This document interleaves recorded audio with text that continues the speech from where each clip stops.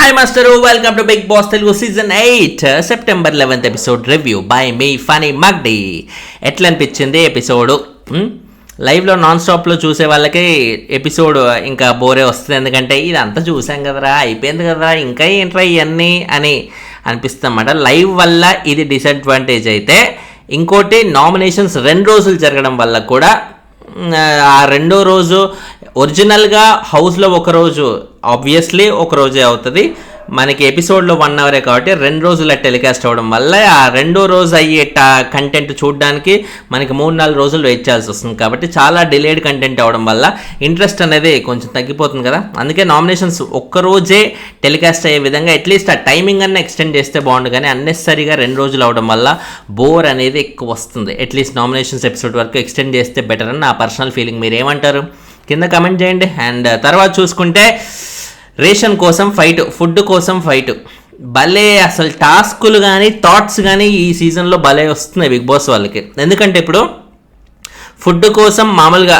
ఇంతకుముందు సీజన్లో కూడా రచ్చరచ్చ అయ్యేవి, బీభత్సంగా తన్నుకునే వాళ్ళు, కొట్టుకునే వాళ్ళు, అవన్నీ ఓకే. బట్ ఈ సీజన్లో సపరేట్గా ఒక టాస్కే ఫుడ్ గురించి పెట్టి, అండ్ ఆ ఫుడ్ గురించి వీళ్ళు మాత్రమే తినాలి, ఆ ఫుడ్ మీరు గెలుచుకున్న రేషన్ ఏదైతే ఉందో అది మీరు మీ గ్రూప్ వాళ్ళే తినాలి, ఇంకొకరు తినొద్దు అన్నట్టుగా ఉంటే అప్పుడు బిల్డప్ అయ్యే ఆ ఎమోషనల్ డ్రామాస్ ఏవైతే ఉంటాయో ఆ ఎమోషనల్ డ్రామాస్ వల్ల వచ్చే కంటెంట్ పిండడం అనే ఉద్దేశంతోనే బిగ్ బాస్ ఇవన్నీ పెట్టాడు అన్నమాట. ఓన్లీ ఆ టాస్క్లు ఎవరు విన్ అయితే అది మాత్రమే, ఆ విన్నింగ్ సెలబ్రేషన్స్ మాత్రమే టెలికాస్ట్ చేసుకోవడం కాదు, వీళ్ళు అయ్యే ఎమోషనల్ డ్రామాని టెలికాస్ట్ చేసుకోవడం కూడా, ఎన్కాస్ట్ చేసుకోవడం కూడా బిగ్ బాస్ లాజిక్ అనమాట. భలే అనిపించింది కదా. ఏదైనా సరే మనం ఆనందాన్నైనా టెలికాస్ట్ అవుతుంది, ఇలాంటి ఎమోషనల్ అవుతాయి టెలికాస్ట్ అయ్యి ఇంకా పాపులర్ అయ్యే అవకాశం ఉంది. కాబట్టి బేసిక్గా బిగ్ బాస్ నడిచేదే ఇలాంటి వాటి మీద కాబట్టి ఈజీగా ఎక్కువ మంది కనెక్ట్ అయ్యే అవకాశం అయితే ఉంటుంది. బేసిక్గా బిగ్ బాస్ అంటే ఏంటి? తన్నుకోవడం, కొట్టుకోవడం, కాంట్రవర్సీ అవ్వడం. ఆ కాంట్రవర్సీలు, తన్నుకోవడం అవన్నీ లాస్ట్ సీజన్ వరకు బీభత్సంగా చూస్తూనే ఉన్నాం. ఈసారి కొంచెం డిఫరెంట్ థాట్తో ఇలా ప్లాన్ చేయడం అనేది కొంచెం మంచిగా అనిపించింది నాకు. అండ్ ఇంకోటి ఏంటంటే చీఫ్స్ లాజిక్ అనేది వీక్లీ మారుద్దేమో క్యాప్టెన్ లాగా అన్నట్టుగా అనుకున్నాం, బట్ ఇది కంటిన్యూ అవుతుంది ఏంటి ఈ వారం కూడా. సో త్రూఅవుట్ సీజన్ ఇలాగే కంటిన్యూ అవుతుంది అనమాట. సో వీళ్ళే 3 చీఫ్లు, మేబీ మధ్యలో ఏమైనా చేంజ్ వస్తే రావచ్చు కానీ వీళ్ళే 3 చీఫ్లు. అండ్ ఆబ్వియస్లీ వీళ్ళ టీం నుంచి ఒక్కొక్కరు ఎలిమినేట్ అవుతాయి. బై ఛాన్స్ చీఫ్ ఎలిమినేట్ అవుతే ఆ పొజిషన్లో ఇంకొకరు రావడం, ఇలాంటివి ఏదన్నా ఆస్పెక్ట్స్ అనేవి జరిగే అవకాశం ఉంది. అండ్ కాన్సెప్ట్ అయితే మంచిగా అనిపించింది. క్యాప్టెన్ తీసేస్తే ఇంకేముంటుందో కాన్సెప్ట్ అనుకున్న టైంలో ఇవి కొత్త లాజిక్లన్నీ భలే టెలికాస్ట్ చేస్తున్నారు అనిపించింది కదా. అండ్ ఎనీవే చూసుకుంటే ఫస్ట్ రేషన్ కోసం ఫైట్ జరిగే దాంట్లో లెమన్ గురించి టాస్క్, దాంట్లో యష్మి టీం విన్ అయితే గ్రాసరీ వాళ్ళు విన్ అయినరు. అండ్ గ్రాసరీ విన్ అయితే దానికే ఆనందపడాల్సిన అవసరం లేదు, ఎందుకంటే తర్వాత ఇంకా చాలా పెద్ద ఫిట్టింగ్ అయితే పెట్టిందనమాట. యష్మికి బేసిక్గా ఎక్కడో బాగా సుడున్నట్టుగా అనిపిస్తుంది. ఆమె యాక్చువల్లీ ఈ చీఫ్కి కావాల్సిన టాస్కులు విన్ అవ్వలేదు, బై లక్లోనే మిగతా 2 సెలెక్ట్ చేసుకుంటే వచ్చింది. దాని తర్వాత ఆ టీంలోకి మెంబర్స్ కూడా ఎక్కువ ఇంట్రెస్ట్ చూపించారు, రావచ్చు మేము వస్తాం అని. తద్వారా ఎక్కువ మెంబర్స్ వాళ్ళ టీంలో ఉన్నారు. సో ఇప్పుడు ఎక్కువ మెంబర్స్ ఉండడం వల్ల ఇవాళ ఫస్ట్ అవకాశం కూడా ఆవిడకే వచ్చింది. అవకాశం అంటే ఎక్కువ టైం ఆవిడ ఆ లోపల ఉండి సరుకులు తెచ్చుకునే అవకాశం అయితే వచ్చింది. మన నామినేషన్స్ మొత్తం అయిపోయాక నామినేషన్ స్వాప్ చేసుకునే అవకాశం, స్వాప్ అంటే మన సేవ్డ్ ఉన్న కంటెస్టెంట్ నుంచి నామినేషన్లో పెట్టే అవకాశం, నామినేషన్లో ఉన్న వాళ్ళని సేవ్ చేసే అవకాశం కూడా ఆమెకే దక్కింది. ఇలా ఎటు చూసినా కూడా ఈ సీజన్లో కంప్లీట్గా యష్మిమయం అయ్యేలా ఉందన్నమాట. సో యష్మి కూడా దానికి తగ్గట్టుగానే స్ట్రాంగ్గా ఉంది. ఏదో అల్లాటప్పాగా కాసేపు లైట్గా కనపడి కాసేపు స్ట్రాంగ్గా కనపడడం కాకుండా, యాక్చువల్లీ సోనియా అలా అనుకున్నాం. బేసిక్గా మంచి ఫైర్ బ్రాండ్, ఆడపులి, మరో బిందుమాదివి వచ్చేసిందిరా అనుకున్న టైంలో ఆవిడ చాలా వరకు తగ్గుతుంది. నిఖిల్తో దోస్తీ చేయడం వల్ల అటు నిఖిల్లోని ఫైరు వెళ్ళిపోయింది, సోనియాలోని ఫైరు వెళ్ళిపోయింది. మరి ఇంత ప్రామిసింగ్ కంటెస్ట్ అనుకున్న వీళ్ళలో ఈ ఫైర్ వెళ్ళిపోతే ఇంకేముంటుంది? పుష్పగాడి ఫైర్ అనుకుంటే వీళ్ళు ఓన్లీ ఫ్లవర్ లాగే మిగిలేలా ఉన్నారు. ఆ ఫ్లవరే వీళ్ళ మధ్య మిగిలేలా ఉంది. చూద్దాం. కోర్స్ ఫ్లవర్ అని చెప్పలేంలే, ఎందుకంటే సోనియాని ఈయన నిఖిల్ మదర్ లాగా కన్సిడర్ చేస్తున్నారు. అది ఆల్రెడీ నా live morning to evening live updates ఈ వీడియోకి ముందు పెట్టిన వీడియోలో అది ఆల్రెడీ మెన్షన్ చేశాను. ఇలాంటి చాలా అప్డేట్స్ మార్నింగ్ టు ఈవినింగ్ జరిగిన లైవ్లో ఇంపార్టెంట్ అయిన ప్రతిదీ ఆ వీడియోలో ఉంటుంది. చాలా ఎంగేజింగ్గా ఉంటుంది వీడియో. ఆ వీడియో కూడా చూడండి. ఈ వీడియోకి ఎండింగ్లో ఇక్కడ పెట్టేస్తాను. ఓకే, ఇక్కడో అండ్ తర్వాత చూసుకుంటే అబ్బాయి విత్ సోనియా. ఇప్పుడు సోనియా ఇట్లా ఏడ్ చేసింది అనమాట. అది ఇట్లా తిండి కోసం కొట్టుకోవడం ఏంటి, మనమే తిని వాళ్ళకి ఇవ్వకుండా ఎలా ఉంటుంది అన్నట్టుగా తన ఎమోషనల్ అయిపోయింది. అక్కడ అభయ్ భలే పాయింట్ తీసిండి. ఇప్పుడు సీతకి క్లారిటీ లేదు టాస్క్ గురించి అన్నట్టుగా ఆమెని నామినేట్ చేసినావు కదా, మరి ఇప్పుడు నువ్వు చేస్తుంది ఏంది, నువ్వు కూడా ఇట్లా ఏడవడం అనేది క్లారిటీ లేకపోవడమే కదా అన్నట్టుగా అయితే అభయ్ అంటున్నమాట.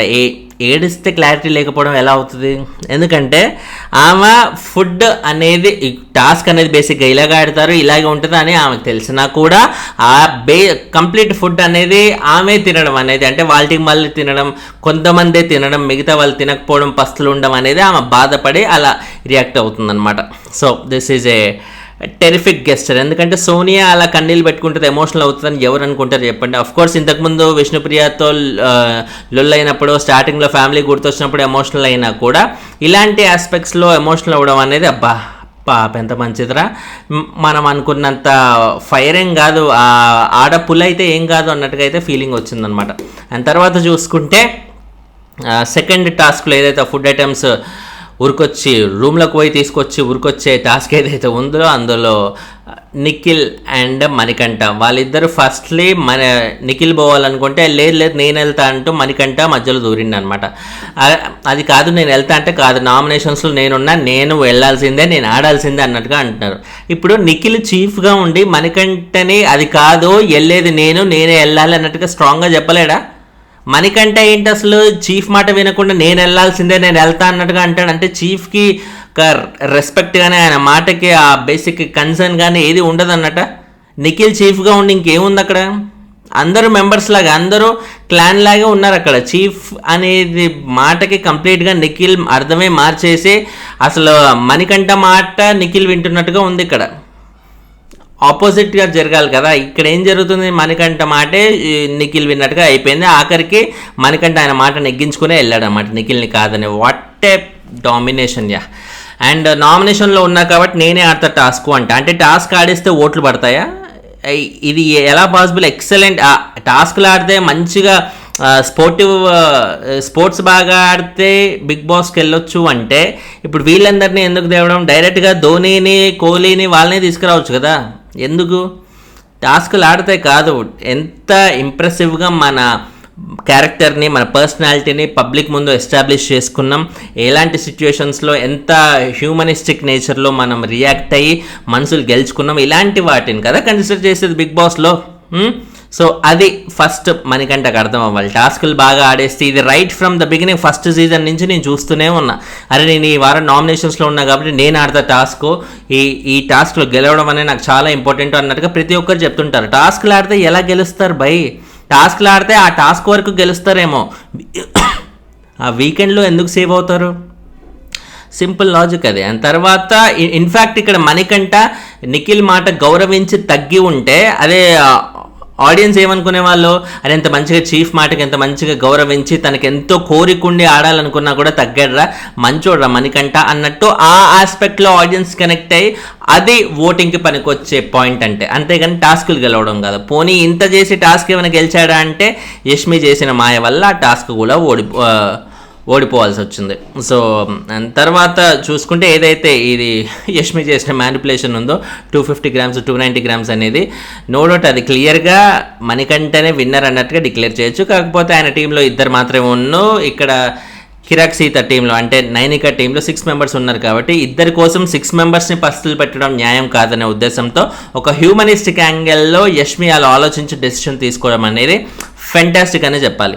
యాక్చువల్లీ మణికంఠకు అన్యాయం జరిగింది కదా, అక్కడ యష్మిని తిట్టుకోవాలి అని మనం అనుకుంటే, ఇప్పుడు మార్నింగ్ ప్రోమో రిలీజ్ అయినప్పుడు లైవ్ చూడని వాళ్ళు ఎవరైనా ఏమనుకుంటారు, ప్రోమోని చూసి యష్మికి ఎంత పొగర్రా, అసలు ఏంది కావాలని మణికంఠని టార్గెట్ చేసి ఇట్లా డామినేటింగ్ నేచర్ చూపిస్తుంది చిచి అన్నట్టుగా అనుకుంటారు. బట్ లైవ్ చూసిన వాళ్ళు లేకపోతే ఇప్పుడు ఎపిసోడ్ చూసిన వాళ్ళకి మరింత క్లారిటీ ఉంటుంది. ఓకే, యష్మి ఇలాంటి డెసిషన్ తీసుకోవడం వెనక ఇంత అర్థం ఉందా అని. పోనీ యష్మి అక్కడ మణికంఠ ప్లేస్లో ఎవరైనా తన బెస్ట్ ఫ్రెండ్ ఉండి ఏ ప్రేరణ లాంటి వాళ్ళకు అలాంటిది ఏమైనా చేసుంటే అది వేరే విషయం. కానీ కాదు కదా, లిటరల్లీ తన ప్యూర్ హార్ట్తోనే తన ఇంటెన్షన్ ఇది, ఆరుగురిని పస్తులు ఉంచడం కరెక్ట్ కాదని ఏకైక ఇంటెన్షన్తోనే తను ఇది చేసింది. సో అక్కడ మనం డెఫినెట్గా అప్రిషియేట్ చేయాల్సిందే.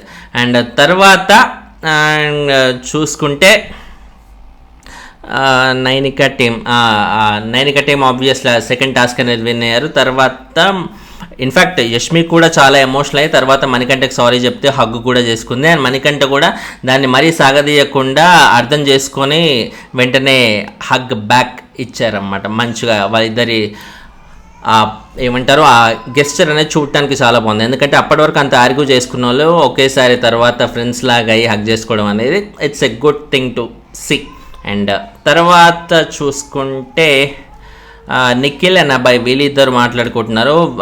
అసలు ఏంటి ఇప్పుడు నిఖిల్ ఆయన ఏం చేస్తున్నాడు, ఆయన గెలవాలనే ఉద్దేశం ఆయనకు లేదు, గెలిపించాలనే ఉద్దేశం ఉంది. ఎందుకంటే అమ్మాయిలు కదా, ఇప్పుడు నైనిక లాంటి వాళ్ళు తిండి లేకుండా ఎలా ఉంటారో వాళ్ళని వదిలేసి మనం ఎలా తింటాం అనే ఉద్దేశంతో ఆయన బేసిక్గా గెలవాలనే ఉద్దేశమే లేదు ఆయనకి. సో ఇప్పుడు నైనిక వాళ్ళు గెలిచినందుకు ఆయనకు చాలా హ్యాపీ కూడా ఉంది. ఏంటో డిఫరెంట్ క్యారెక్టర్. ఓకే, ఇది హ్యూమనిస్టిక్ యాంగిల్ ఉండడం, ఇలా మానవత హ్యుమానిటీ అనేది చూపించడం కరెక్టే. బట్ అది ఇక్కడ అబ్బాయికి చెప్పే ఛాన్స్ రాకుండా ఉంటే, తను అలాగే సైలెంట్గా ఉంటే ఎలా ఉండేది? అది డిఫరెంట్ యాంగిల్లో పోర్ట్రే అయ్యేది. But at the end of the day Nikhil intention at least ఇలాగైనా బయటపడింది కాబట్టి తనకి పాజిటివ్ యాంగిల్ అని చెప్పొచ్చు. బట్ ఇప్పటికే నిఖిల్ మీద అదే పరమైన ఒక కమెంట్స్ ఏంటి అంటే, తను టాస్కులు ఆడట్లేడు, గేమ్ మీద ఇంట్రెస్ట్ లేదు, ఓన్లీ సోనియా చుట్టూ తిరగడం తప్ప హౌస్లో తను ఏమీ చేయట్లేడు, హౌస్ స్టార్టింగ్లో వచ్చిన ఫైర్ అన్నిట్లో ఇన్వాల్వ్ అవ్వాలనే ఆ తప్పన అవేమీ లేకుండా ఏదో వెకేషన్కి వచ్చినట్టు చాలా రిలాక్స్డ్గా ఉన్నాడు అని ఏ కమెంట్స్ అయితే వినిపిస్తున్నాయో, ఇవాళ ఆయన అబ్బాయితో మాట్లాడిన మాటలు చూస్తుంటే అలాంటి మాటలకి ఇంకా ఊతం ఇచ్చినట్టుగానే ఉంది తప్ప ఎక్కడ మరొకటి అయితే లేదు. తను టాస్క్ ఓడిపోయినందుకు కూడా రిలాక్స్డ్ ఉందన్నమాట. ఆహా ఎంత ప్రశాంతంగా, అంటే బేసిక్గా కుర్రోడికి అసలు గేమ్ మీద ఇంట్రెస్ట్ లేదనమాట అంటూ ఈ యాంగిల్లోనే అనుకుంటారు తప్ప మరొక యాంగిల్లో ఆయన ప్యూర్ ఇంటెన్షన్ అర్థం చేసుకునే వాళ్ళు ఎంతమంది అది. అండ్ తర్వాత యష్మి సోనియాతోని పృథ్వీతోని అంటే వాళ్ళు ఉన్న రూమ్లోనే వాళ్ళ క్లాన్ వాళ్ళందరూ పడుకోండి, ఎందుకంటే బయటికి వెళ్తే వేరే క్లాన్తో మాట్లాడాల్సి వచ్చినప్పుడు వాళ్ళతో ఉన్న కనెక్షన్ని బట్టి మనం డెసిషన్స్ అనేవి స్ట్రిక్ట్గా తీసుకోలేము, కొంచెం కష్టం అవుతాయి. అంటే సోనియా ఓకే అన్నట్టుగా అనేది మళ్ళీ బయటికి వెళ్ళి తనకు అనిపించింది అనమాట. అంటే బయట వాళ్ళతో మళ్ళీ ఎమోషనల్గా కనెక్ట్ అయితే బాగుంటుంది. అంటే నేను ఇప్పుడు నిఖిల్తో కనెక్ట్ అవుతున్నా, ఎమోషనల్గా ఉన్నానని యష్మి మాట అన్నట్టుగా ఆమె పోయి నిఖిల్తో చెప్పడం, నిఖిల్ కూడా ఓకే నా వల్ల నీ గేమ్ డిస్టర్బ్ అవుతుందంటే నో ప్రాబ్లం అన్నట్టుగా తను కూడా అర్థం చేసుకొని పంపించడం అనేది it's a good thing. And Sonia కూడా ఇది ఎక్కువ డ్రాగ్ చేయకుండా తను కూడా మంచి మెచ్యూర్డ్ వేలోనే తను ఏంటి సోనియా ఏమంటుంది, I stepped in to wrong thing అన్నట్టుగా చెప్తుందన్నమాట. అంటే ఏదైనా పప్పులో కాలేసానా అనే టైప్లో. పప్పులో కాలేయడానికి అక్కడ ఏముంది, ఒక అమ్మాయి అబ్బాయి మాట్లాడుకోవడం, అందులోనూ సోనియాని మదర్గా భావిస్తున్నాను అని ఇది మనకి ఎపిసోడ్లో వేయకున్నా కూడా లైవ్లో వేశారనమాట. లైవ్లో శేఖర్ భాష ఒక అందరి గురించి ఒకరికొకరు పాజిటివ్ చెప్పుకుందాం అన్నట్టుగా అంటుంటే అప్పుడు సోనియా గురించి నిఖిల్ చెప్పాడు లైవ్లో, నేను సోనియాని మదర్ లాగా భావిస్తున్నాను, మా మదర్ కూడా ఇలాగే తన కోసం అరే నా కోసం కాఫీ పెట్టు టీ పెట్టు అన్నట్టుగా అంటది. సో ఇలా సోనియా కూడా నన్ను అడిగేసరికి నేను అలాగే కన్సిడర్ చేస్తాను అన్నప్పుడు నిఖిల్ అలా చెప్పిండు. సోనియా దానికి హ్యాపీ కూడా ఫీల్ అయింది. మరి ఇప్పుడు ఇంకా వాళ్ళు దాని గురించి ఎంబారస్డ్గా ఫీల్ అవ్వడానికి, ఇబ్బందిగా ఫీల్ అవ్వడానికి ఎందుకంటే ఒకసారి మదర్ అన్నాక ఇట్స్ డన్. ఇంకా వాళ్ళిద్దరు ఎంత మాట్లాడుకున్నా ఎలా ఉన్నా కూడా చూసే కళ్ళు రాంగ్గా చూస్తే ఇంకా మనం ఏం చేయలేం.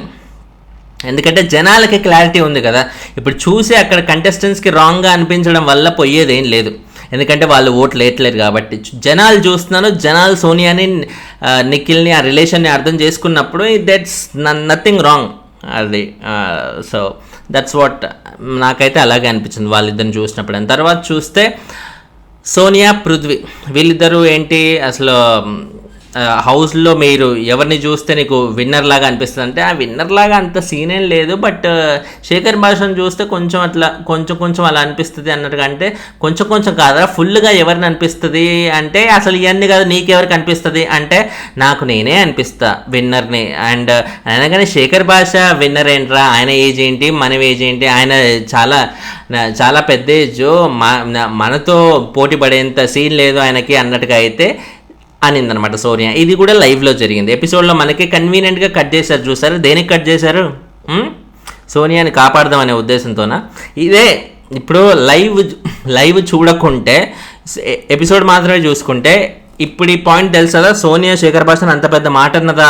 ఏది శేఖర్ భాష చాలా పెద్దోడు, మనకు ఆయన పోటీనే అవ్వడు, అసలు ఆయనతో కంపేర్ చేసుకోవడం ఏంటి అన్నట్టుగా ఇంత పెద్ద మాట ఉందా అంటూ ఆడియన్స్ అట్లా కోపగించుకొని తద్వారా సోనియాని నెగిటివ్గా చూసే అవకాశం ఉందిగా. బట్ ఆ అవకాశం బిగ్ బాస్ ఆడియన్స్కి ఇవ్వద్దు. అండ్ నాగార్జున గారు కూడా మొన్న వీకెండ్ ఎపిసోడ్లో బాగా బీభత్సంగా పొగిడారు తప్ప ఆమె చేసిన రచ్చని ఎక్కడా ఎక్స్పోజ్ చేయకుండా ఉండడం వల్ల సోనియాకి బాగా కాన్ఫిడెన్స్ పెరిగి ఇలాంటి మాటలన్నీ వస్తున్నాయి అన్నమాట. Very very sorry. So Sonia అలా మాట్లాడడం వల్ల టీఆర్పీలు బాగా వస్తే జనాలు బాగా డిస్కషన్ చేసుకుంటారు, దాన్ని బట్టి వాళ్ళకి టీఆర్పీలు కూడా బాగా వస్తాయనే ఉద్దేశంతో బిగ్ బాస్ వాళ్ళు ఇవన్నీ దాస్తున్నట్టుగా తెలుస్తుంది. But at the end of the day ఎంత దాచినా లైవ్ అనేది ఒకటి ఉంది కదా, లైవ్ వల్ల అన్నీ తెలిసిపోయే అవకాశం ఉంటుంది కదా. అఫ్కోర్స్ వాళ్ళు చూపించవద్దు అంటే అది కూడా చూపించవద్దు, కానీ but at the end of the day live అన్నప్పుడు ఇలాంటి కొన్ని కాంట్రవర్సీలు అనేవి ఎలాగో ప్రతిదీ చూపించాల్సి వస్తుంది కాబట్టి అలా లైవ్లో దొరికేసినట్టుగా అర్థం చేసుకోవచ్చు. అండ్ తర్వాత నిఖిల్ అండ్ యష్మి ఇక్కడ ఎప్పుడైతే సోనియాకి ఇలా సరే నీకు కంఫర్టబుల్ లేనప్పుడు నువ్వు నాకు దూరంగా ఉండాలనుకుంటూ ఉండు అని పంపించేసాక నిఖిల్ ఇంకా డల్గా ఉండడం మొదలుపెట్టాడు. కథం ఇంకా అసలే మూలుగుతుండు, కంప్లీట్గా అయిపోయిందిరా ఈయనలో గుజ్జంతా అయిపోయింది అనుకుంటున్న టైంలో మళ్ళీ మూలిగే నక్క మీద అదేదో పడింది అన్నట్టుగా అంటారు కదా, సో అదే పరిస్థితి అయిపోయింది. నిఖిల్ ఇంకా డల్ అయిపోయాడు, ఘోరంగా అసలు చాలా డల్ అయిపోయి అటు యష్మితోనే మాట్లాడుతున్నమాట. నామినేషన్స్లో నేను అసలు చాలా డంబుగా ఉండే అండ్ ఇంకా చాలా విషయాల్లో కూడా అసలు నేను పెద్దగా ప్రూవ్ చేసుకోలేకపోయాను. సో అంటుంటే యష్మి అప్పుడు ధైర్యం చెప్తుంటా, అందరూ నీ మీద పెట్టుకున్న నమ్మకాన్ని ఆ కాన్ఫిడెన్స్ని నువ్వు కంప్లీట్గా డౌన్ చేస్తున్నావు చూసుకో అన్నట్టుగా ఏదో ఆ ఎక్స్ప్రెషన్ అయితే పెడతాడు. తర్వాత నైనికతో కూడా మళ్ళీ తన పర్సనల్ విషయాలు చెప్పుకుంటూ తన రియల్ లైఫ్లో ఉన్న అమ్మాయిని చూడాలనిపిస్తుంది అన్నట్టుగా చెప్తానమాట. నిఖిల్ ఏజ్ 28 years అంట, చాలా పిల్ల బచ్చ. అంటే 28 years వాళ్ళు చూస్తే ఏమనుకోకండి, ఎందుకంటే నేను ఆ ఏజ్ కంటే పెద్దోండి కాబట్టి నాకు పిల్ల బచ్చల్లాగే కనిపిస్తారు అందరూ. అండ్ తర్వాత చూసుకుంటే యష్మి ప్రేరణ వీళ్ళిద్దరూ ఇక సామాన్లు దొంగతనం చేయడం మొదలు పెడుతున్నారన్నమాట. ఏదైతే గ్రాసరీ షుగర్ కానీ టీ పొడి కానీ ఇవన్నీ దొంగతనం చేసి యష్మి వాళ్ళ రూమ్లో పెట్టేసుకుంటున్నారు. ఇది తప్పు కదా అంటే తప్పు అనుకోవడానికి వీల్లేదు, ఎందుకంటే బిగ్ బాసే చెప్పిండు మీరు సంపాదించుకున్న గ్రాసరీ సేఫ్గా చూసుకోవాల్సిన బాధ్యత మీదే అని ఒక ట్యాగ్ పెట్టాడు. అంటే సేఫ్గా చూసుకోవాల్సిన బాధ్యత మీదే అంటే అర్థం ఏంటి, వేరే వాళ్ళ టీము దొంగతనం చేసుకునే అవకాశాలు ఉన్నాయి అని. సో ఇలా దొంగతనం చేసే ప్రాసెస్ పబ్లిక్కి నెగిటివ్గా కంటే కూడా ఎంటర్టైనింగ్ వరకు మాత్రమే ఉండాలి. ఎంటర్టైనింగ్ ఆస్పెక్ట్ వరకు వాళ్ళు ఎంత చేసినా కూడా ప్రేరణ కానీ యష్మి కానీ ఎవరైనా సరే జనాలకు ఎంటర్టైనింగ్గా ఉండేంత వరకు ఇలాంటివి నో డౌట్ పక్కాగా పనికొస్తాయి. అదే ఇప్పుడు ఫర్ ఎగ్జాంపుల్ మన ఎవరు నైనిక టీంలో వాళ్ళ దగ్గర కావాల్సిన సామాన్ ఉంది, అంతా ఉంది, తినడానికి ఓకే ఫుల్ హ్యాపీస్. బట్ ఇక్కడ ఇప్పుడు నైనిక టీంలో ఎవరికైనా నిజంగా ఫుడ్ సరిపోవట్లే, వాళ్ళకి పలానా ఫుడ్ ఫర్ ఎగ్జాంపుల్ వాళ్ళ బనానా బాగా తినాలనిపిస్తుంది అనుకోండి నైనిక టీంలో ఉన్న వాళ్ళకి, ఆ బనానా యష్మి టీం వాళ్ళు దక్కకుండా బనానా తీసుకొచ్చి వాళ్ళకి బనానా దూరం చేయాలనే ఉద్దేశంతో తీసుకొస్తే అది తప్పు అవుతుంది. అది జనాలకి రాంగ్గా పోర్ట్రే అయ్యి వీళ్ళు చేసిన ఆ దొంగతనం అనేది ఎంటర్టైన్మెంట్గా కాకుండా క్రైమ్గా కనిపిస్తుంది. కాబట్టి అలాంటి క్రైములు చేయనంత వరకు, జనాలు ఎంజాయ్ చేసే ఎంటర్టైన్మెంట్ యష్మి టీం వాళ్ళు ఇస్తున్నంత వరకు, యష్మి అయినా ఎవరైనా సరే దొంగతనం చేస్తున్నంత వరకు, ఎంటర్టైన్మెంట్గా కనిపించినంత వరకు ఎవరైనా సరే ఎంజాయ్ చేస్తారు ఇవి. సో అది మనం ఫస్ట్ నోట్ చేసుకోవాల్సిన పాయింట్ అయితే. అండ్ ఇంకోటి ఏంటంటే నిఖిల్ అండ్ నైనిక, ఇది అయిపోయింది, మనం చెప్పుకున్నాం ఆల్రెడీ. విష్ణుప్రియ కిరాక్ సీత గురించి చెప్తూ ఉంటారు, నైనిక గురించి. కిరాక్ సీత ఏదైతే మొన్న ఇష్యూ అయిందో వీళ్ళిద్దరికీ నామినేషన్స్లో రచ్చరచ్చ అయిపోయి, అసలు కిరాక్ సీత అంత పెద్ద మాట అన్నదని విష్ణుప్రియ చాలా ఇట్లా షాటర్ అయిపోయింది అనమాట. సో విష్ణు అంత డల్గా ఉంటే కిరాక్ సీత వచ్చేంటి, అసలేంటి ఎందుకంటే డల్ ఉన్నావు ఏంటో చెప్పు అంటుంటే విష్ణు ఏం చెప్పలేకపోతుంది. ఎందుకంటే అంటే నన్ను ఏం హర్ట్ చేసిందో తనకి తెలియకుండా, అది ఇంకా తను అది నేను ఇంత హర్ట్ అయ్యాను, ఈ రీజన్కి హర్ట్ అయ్యాను అనేది కూడా తెలియకుండా ఏం జరిగింది అని వచ్చి అడిగితే అది ఇంకా హర్టింగ్గా ఉంటుంది. సో విష్ణు అదే చెప్తుంది అన్నమాట, అరే నన్ను నామినేషన్స్లో అంత రచ్చరచ్చ లేపి ఆ పిల్ల మళ్ళీ నా దగ్గరకు వచ్చి ఏమైంది అని అంటదేంటి, అంటే నాకు ఏమైందో నేను దేనికి బాధపడుతున్నా అని దానికి నిజంగానే తెలియదంటే అసలు నన్ను కేరే చేయట్లేదు అనమాట అంటూ ఇలాంటి చాలా డౌట్లు వచ్చేసి డిస్టర్బెన్సెస్ అనేవి ఇంకెక్కువ అవుతాయి. అది మనం ఫస్ట్ నోట్ చేసుకోవాల్సిన పాయింట్ అయితే. అండ్ తర్వాత ఒక్క నిమిషం, ఇది మాటికి అటు ఇటు జంప్ అవుతుంది మొత్తం రాసుకుందంతా. విష్ణు, నిఖిల్ అండ్ మణికంఠ వీళ్ళిద్దరూ మణికంఠ ఒకటే దొంగతనం చేద్దాం అంటూ ఈయన బాగా దీంట్లో ఉన్నాడన్నమాట. అసలు అండ్ మణికంఠ ఉద్దేశం ఏంటంటే స్ట్రైట్, అరే మనం అట్లా దొంగతనం బిగ్ బాస్ ఆ రైట్ ఇచ్చాడు కాబట్టి, దొంగతనం రైట్ ఇచ్చాడంటే క్లూ ఇచ్చాడు, మీ గ్రాసరీ జాగ్రత్త అంటే అవతల దొంగతనం చేసుకోవచ్చు అని. సో మణికంఠకి ఇక్కడ మనం ఎంటర్టైన్మెంట్ పంచే అవకాశం ఉంది, మనం ఎంటర్టైన్ చేద్దాం అనే ఏకైక ఉద్దేశంతో మాత్రమే తను దొంగతనం చేయాలని ముందుకు వెళ్ళాలని చాలా ట్రై చేసిండు. కాకపోతే ఒక్కడే చేయలేడు కాబట్టి నిఖిల్ని తోడరమ్మంటే నిఖిల్ ఏమో నా వల్ల కాదురా బాబు నువ్వేమన్నా చేసుకోపో అన్నట్టుగా అయితే నిఖిల్ అంటుండు. ఎందుకు వల్ల కాదు అంటే ఇప్పుడు ఏంటి, నో డౌట్ ఇప్పుడు సోనియా వల్ల చాలా హర్ట్ అయ్యిండు, బాధలో ఉండు, ఓకే. అదే బాధలో ఉంటూ టాస్క్ని పక్కన పెట్టి నాకు ఇంట్రెస్ట్ లేదు నేను రాను నేను చేయను అంటే ఎలా? మళ్ళీ ఇక్కడ ఆడియన్స్ అరే నిఖిల్ ఇట్లా దొంగతనం చేయకుండా చాలా హానెస్ట్గా ఆడుతుండు అని ఎవరైనా అర్థం చేసుకుంటారా? ఎవరు అర్థం చేసుకోరు. ఎందుకంటే బిగ్ బాసే ఇండైరెక్ట్గా దొంగతనం చేయొచ్చు అని చెప్పినప్పుడు ఆ దొంగతనం వల్ల ఎంటర్టైన్మెంట్ పంచాలనే ఉద్దేశంతో మణికంఠ దొంగతనం చేద్దాం అనుకుంటే నిఖిల్ మాత్రం వద్దు అంటుంటే జనాలు మణికంఠ వైపు ఉంటారు కానీ ఎక్కువ క్రేజ్ ఉన్న నిఖిల్ వైపు ఇప్పుడైతే ఉండరు ఈ పర్టికులర్ సిచ్యువేషన్లో. అది ఫస్ట్ నిఖిల్ తెలుసుకోవాలి. అని బేసిక్గా కంప్లీట్గా షాటర్డ్ అయ్యే సోనియాని లేనప్పుడు నాకు బిగ్ బాస్ ఎందుకు, ఈ టాస్క్లు ఎందుకు, నేను బయటికి పోతాను రా బాబు అని ఒక మూడ్లోనే ఉన్నాడు. Literally Nikhil wants to get out from the house. But అది అయ్యే పని కాదు కాబట్టి ఇలాంటివన్నీ చేస్తుందన్నమాట. నో డౌట్ నాగార్జున గారు వీకెండ్లో వచ్చినప్పుడు కొంచెం గట్టి క్లాస్ బీకే అవకాశమే ఉంది. ఒరే నాన్న నువ్వు వచ్చినప్పుడు ఫస్ట్ వీకెండ్లో ఒక 2-3 రోజులు ఎలా ఉన్నావు, ఇప్పుడు ఎలా ఉన్నావు, అసలు అప్పుడు నిఖిల్కి అసలు ఆస్మాన్ ఫరక్ ఉంది, నీకు అర్థమవుతుందా అన్నట్టుగా డీటెయిల్గా కూర్చోబెట్టి చిన్న పిల్లోడికి ట్యూషన్ చెప్పినట్టుగా చెప్పి క్లాస్ పీకితే తప్ప నిఖిల్ మళ్ళీ సెట్ అవ్వడు. మరి అది జరుగుతుందా లేదా, let's wait and see. And తర్వాత మణికంఠ దొంగతనం చేద్దామంటే నబీల్ కూడా అంతే ఎగ్జైట్ అయిపోయి ఓకే నేను కూడా చేస్తాను అన్నట్టుగా ఆయన ఆల్రెడీ రచ్చ చేయడం మొదలు పెట్టాడు. అలా చికెన్లు దొంగతనం చేసి అటక మీద పెట్టడం, ఇంకోటో చేసి ఎక్కడెక్కడో పెట్టడం, రకరకాలుగా ఎవరు పడితే వాళ్ళు దొంగతనాలు చేసుకుంటూనే ఉన్నారు. బట్ ఇది ఎపిసోడ్లో టెలికాస్ట్ చేసినంత వరకు అయితే ఎంటర్టైన్మెంట్ అనిపించలేదు. బట్ ముందు ఏమన్నా రేపటి ఎపిసోడ్లో ఇంకో ఎపిసోడ్లోనో ఎంటర్టైన్మెంట్ అనిపిస్తుందా లేదా అనేది let's wait and see. And తర్వాత అభయ్ అండ్ సోనియా వీళ్ళిద్దరు కూడా మాట్లాడుకుంటూ నిఖిల్ గురించి ఇప్పుడు ఏదైతే ఇప్పుడు దొంగతనం చేసే ఛాన్స్ ఉందో, లేకపోతే ఇందాక టాస్క్ ఓడిపోయినా కూడా ఫీలింగ్ లేదు నిఖిల్కి, దాని గురించి వీళ్ళిద్దరు మాట్లాడుకుంటే ఒరే ఒక ఆపర్చునిటీ వస్తే ఆ ఆపర్చునిటీ అంటే బిగ్ బాస్ ఒక టాస్క్ ఇస్తే దాని మీద రెస్పెక్ట్ లేకుండా ఇలా ఉంటే ఇంకేముందిరా, ఇలాంటి క్యాండిడేట్ బేసిక్గా నిఖిల్ ఏదో స్ట్రాంగ్ ఉంటాడని ఈయన దగ్గర నేను ఉండాలనుకుంటే ఈయనేంద్రా మరీ ఇంత వీక్గా మొత్తం ఇట్లా షాటర్ అయిపోయి ఉంటాడు. ఇలాంటి క్యాండిడేట్ అయితే ఇంకా నాకెందుకు, నేను ఏదో ఈయన స్ట్రాంగ్ కంటెస్టెంట్ కదా అనే ఉద్దేశంతో ఈయనతో ఫ్రెండ్షిప్ చేస్తున్నా అన్నట్టుగా చెప్తుంది. ఇవన్నీ మనకి ఎపిసోడ్లో లేకుండా లైవ్లో చూపెట్టారనమాట.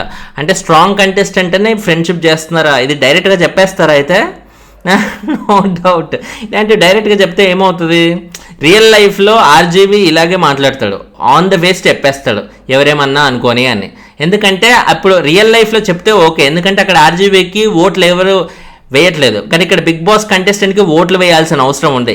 ఇంత ఓపెన్ మైండెడ్గా ఇట్లా నేను ఆ మనిషితో ఫ్రెండ్షిప్ చేసేది ఇందుకే, నా మైండ్లో ఇంత ప్లాన్ ఉంది అన్నట్టుగా అంటే ఎవరు ఎంతమంది అర్థం చేసుకుంటారు? ఇది చాలా ఎంతో బ్రాడ్ మైండెడ్ అయితే తప్ప అందరికీ అర్థం కావు. సో ఇలాంటివి సోనియా కొంచెం లోపలే దాచుకొని తను ఏదైతే స్ట్రాటజీ అనుకుందో ఆ స్ట్రాటజీ మైండ్లోనే పెట్టుకొని మనసులో పెట్టుకొని తద్వారా గేమ్ ఆడితే ముందుకెళ్ళే అవకాశం ఉంది తప్ప అన్నీ బయటికి వెళ్ళగక్కుతుంటే తనకే చాలా రిస్క్ అనమాట. సో అది ఓవరాల్గా ఇన్ఫ్యాక్ట్ మనకి నిఖిల్ కూడా అదే ఇంటెన్షన్తో ఉన్నాడులేండి. ఎందుకంటే ఇప్పుడు ఎక్కడ సోనియా వీళ్ళందరినీ కన్నడ బ్యాచ్ అన్నట్టుగా ఒక ముద్ర వేస్తే లాస్ట్ సీజన్లో స్టార్మా బ్యాచ్ అనుకొని ముద్ర వేసిన వాళ్ళకి ఎంత నెగిటివిటీ వచ్చిందో మళ్ళీ కన్నడ బ్యాచ్ ముద్ర వేస్తే వీళ్ళకు కూడా అదే నెగిటివిటీ వస్తుంది. ఎందుకు వచ్చిందిరా నాయన అని నిఖిల్ సోనియాతో లొల్లి వద్దు, ఆమె చాలా లాజికల్గా ఆర్గ్యూ చేస్తుంది, లాజికల్గా ఆర్గ్యూ చేసే వాళ్ళ వైపే జనాలు ఉంటారు, ప్లస్ మా అందరినీ ఒక బ్యాచ్లో వేస్తే మాకు నెగిటివిటీ వస్తుంది. కాబట్టి నేను ఇప్పుడు సోనియాతో ఫైటింగ్ కంటే కూడా ఫ్రెండ్షిప్ చేస్తేనే అది చాలా బెటరు, నా గేమ్కి చాలా బెటరు అన్నట్టుగా ఆయన కూడా గేమ్ ఇంటెన్షన్తోనే సోనియాతో ఫ్రెండ్షిప్ చేస్తున్నాడు. అటు సోనియా కూడా నిఖిల్ అయితే స్ట్రాంగ్ కంటెస్టెంట్ కదా, ఆయన అలాంటి స్ట్రాంగ్ గోడ్తో ఇప్పుడు నేను ఢీ కొట్టే అవకాశం ఆయన ఎలాగో ఇవ్వట్లేడు. కనీసం ఫ్రెండ్షిప్ చేస్తేనన్నా ఇప్పుడు ఆయన నామినేషన్స్లో లేనప్పుడు నన్ను సేవ్ చేయడం, లేకపోతే ఇప్పుడు నేను ఎలాగో నిఖిల్ ఫ్రెండ్ని కాబట్టి నాకు కూడా ఓటేయడం, ఇలాంటివి చాలా జరుగుతాయన్న ఉద్దేశంతో ఇద్దరికి మ్యూచువల్ బెనిఫిట్ లాగా ఉంటుందన్న ఉద్దేశంతోనే వీళ్ళిద్దరు ఫ్రెండ్షిప్ జరుగుతుంది తప్ప అక్కడ అసలు ఎక్కడ ఎటువంటి ఎమోషన్ లేదు, ఇంకోటి లేదనమాట. సో ఇది నాకు అర్థమైంది. మీకేమనిపించింది కింద కమెంట్ చేయండి, ఛానల్ని సబ్స్క్రైబ్ చేసుకోండి, లైకులు కొట్టండి భయ్యా, కొంచెం వీడియోస్ చేయాలనే ఇంట్రెస్ట్ వస్తుంది. దయచేసి లైకులు మాత్రమే అడుగుతున్నాను, సబ్స్క్రైబులు కూడా నేను అడగను, ఓకేనా? లైకులు కొట్టండి చాలు. బిగ్ బాస్ అలా ఎక్కువ లైకులు ఉన్న వీడియోని ముందుకు ప్రమోట్ చేస్తుంది కాబట్టి ఎక్కువ మందికి చూపిస్తుంది కాబట్టి లైకులు మాత్రమే నేను అడుగుతున్నాను. Okay, bye.